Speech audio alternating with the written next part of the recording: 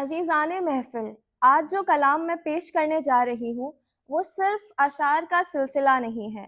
ये उस रूह के नाम है, जो एक ख़ामोश इज़हार है, जिनकी तरबियत मेरी शख्सियत की बुनियाद बनी। मेरे नानू, आदाब। This is something which is still left unspoken. So I would like to take a very copious advantage of this opportunity to reflect upon the most beautiful hue which profusely added vibrance to my life.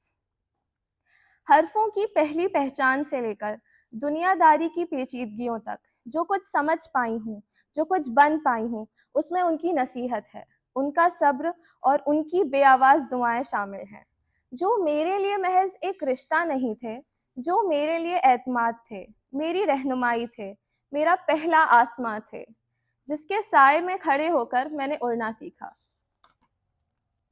आज जब पहली बार इस मंच पर खड़ी हूँ, तो महसूस होता है कि मेरी आवाज़ में अगर ज़रा सी भी सच्चाई है, तो वो उन्हीं की अमानत है।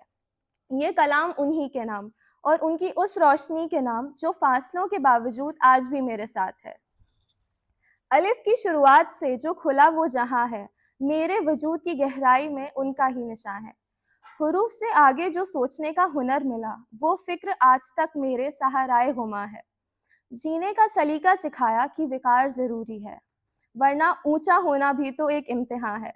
दुनिया की उलझनों में जो समझ उन्होंने दी, हर मुश्किल मसला अब कुछ आसान है।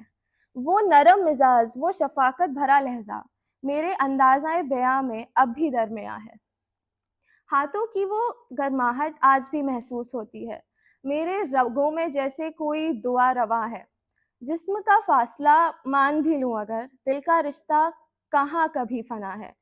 कुछ खामोश लम्हों में मेरा दिल पूछ बैठता है, जो इतना करीब था अब कहाँ है। आसमान भी झुककर ये गवाही दे, मेरी हर उड़ान में उनका कारवां है। जो बोलने का सलीका मुझे मिला है, जो उनकी नसीहत का एहसान है। आज जब पहली बार ये आवाज़ उठे, उनकी हर थरथराहट में उनका इत्मीनान है।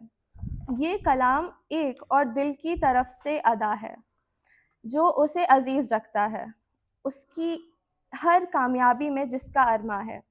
फ़ख्र आफ्ताब उसकी शख्सियत और उसके रोशन और जगमग है, जो उस पाक रूह का ही अक्स बेकरां है।